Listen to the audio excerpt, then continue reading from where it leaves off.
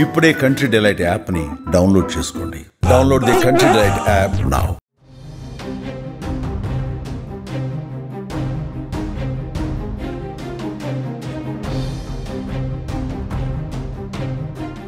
చైనాలో పర్యటిస్తున్న ప్రధాని నరేంద్ర మోదీ దాయాది పాక్ తో పాటు డ్రాగన్ కంట్రీకి కూడా షాక్ ఇచ్చారు.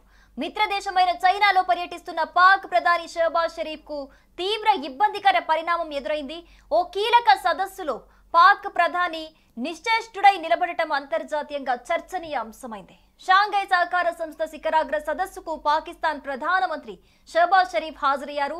అధినేతలు హాజరై సదస్సులో భారత ప్రధాని నరేంద్ర మోడీ, రష్యా అధ్యక్షుడు వ్లాదిమిర్ పుతిన్ తన పక్క నుంచి నడుచుకుంటూ వెళ్తున్నా వారు తనను పట్టించుకోకపోవటంతో షరీఫ్ ఒంటరిగా నిలబడిపోయారు. ఈ ఘటనకు సంబంధించిన దృశ్యాలు ఇప్పుడు అంతర్జాతీయంగా చర్చనీయ అంశమయ్యాయి.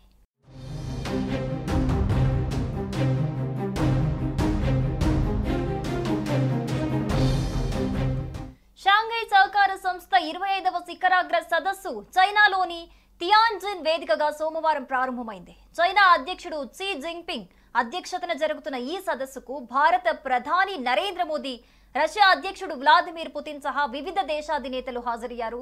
ప్రధాని మోదీ, రష్యా అధ్యక్షుడు పుతిన్, జిన్పింగ్ షేక్ హ్యాండ్ ఇచ్చి హత్తుకుంటూ సరదాగా మాట్లాడుకుంటూ చిరునవ్వులు చిందిస్తున్న దృశ్యాలు అక్కడ అందరినీ ఆకర్షించాయి.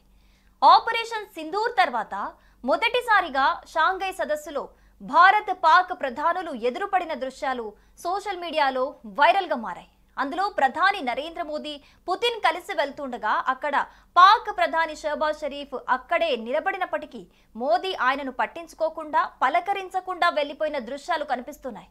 మరో సందర్భంలో పుతిన్ అక్కడి నేతలను పలకరిస్తున్న సమయంలో పాక్ ప్రధాని అక్కడున్న వారిని దాటుకుని పుతిన్ కు షేక్ హ్యాండ్ ఇవ్వటానికి ప్రయత్నిస్తున్న దృశ్యాలు కూడా వైరల్ గా మారుతున్నాయి. సమావేశంలో చాలా సందర్భాల్లో మోదీ పాక్ ప్రధానిని పట్టించుకోకుండా దూరంగా ఉండిపోయారు. ఇప్పుడు ఇలాంటి విజువల్స్ సోషల్ మీడియాలో తెగ వైరల్ అవుతోంది. చైనా చేపట్టిన బెల్ట్ అండ్ రోడ్ ప్రాజెక్టు మీద కౌంటర్ వేశారు ప్రధాని మోదీ. చైనా చేపట్టే ప్రాజెక్టు ఏ దేశ సార్వభౌమత్వాన్ని దెబ్బతీసే విధంగా ఉండకూడదన్నారు. దేశాల మధ్య నమ్మకాన్ని పెంచేదిలా ఉండాలన్నారు. దేశాల మధ్య వాణిజ్యం, పోర్టుల నుంచి దేశంలోని ఇతర రూట్లకు రవాణా సులభతరం చేసేందుకు చైనా బెల్ట్ అండ్ రోడ్ ప్రాజెక్టును చేపట్టింది. ఇది global infra project. Asia, Africa, Europe దేశాలను కలుపుతూ ఓ భారీ ప్రాజెక్టును చైనా చేపట్టింది. ఇందులో భారీ ఎత్తున కారిడార్లను నిర్మించాలని ప్లాన్ చేస్తుంది. అందులో భారత ఆక్రమిత కాశ్మీర్లో చైనా చేపట్టిన చైనా పాకిస్తాన్ ఎకనామిక్ కారిడార్ మీద భారత్ అభ్యంతరం చెబుతోంది. అది పాకిస్తాన్ ఆక్రమించిన భూభాగమని, దాన్ని పాకిస్తాన్ కి చెందిన భూమిగా అంగీకరించబోమని భారత్ ఇప్పటికే పలుమార్లు స్పష్టం చేసింది. వివాదాస్పద భూమిలో చైనా చేపట్టిన కారిడార్, అందుకు పాకిస్తాన్ మద్దతు తీసుకోవటం మీద మోదీ స్పందించారు. అది భారత భూభాగం కాబట్టి ఎలాంటి భూమిలో పాకిస్తాన్ మద్దతుతో కారిడార్ ఎలా చేపడతారని పరోక్షంగా నిలదీశారు మోదీ. ఇది దేశ సార్వభౌమత్వాన్ని దెబ్బతీయడమేనన్నారు. ఇక మరోపక్క మోదీ జిన్పింగ్ భేటీలో కీలక పరిణామం చోటు చేసుకుంది. పాకిస్తాన్ ను చైనా చావు దెబ్బ కొట్టింది. టెర్రరిజంపై పోరాటంలో భారత్ కు ఫుల్ సపోర్ట్ గా ఉంటామని చైనా హామీ ఇచ్చింది. ఆపరేషన్ సింధూర్ టైంలో పాకిస్తాన్ కు మద్దతిచ్చిన చైనా పాకిస్తాన్ కు ఫైటర్ జెట్లు, ఆయుధాలు సమకూర్చింది. ట్రంప్ పాకిస్తాన్ దోస్తీతో పాక్ కు చైనా కటిఫ్ చెప్పినట్లుగా తెలుస్తోంది. ఆపరేషన్ సింధూర్ తర్వాత పరిణామాలు వేగంగా మారాయనే చెప్పాలి. ట్రంప్ ను చచ్చిన పాముగా భారత్, చైనా, రష్యా ట్రీట్ చేస్తున్నాయి. ట్రంప్ ను లైట్ తీసుకున్నాయి బ్రిక్స్ దేశాలు.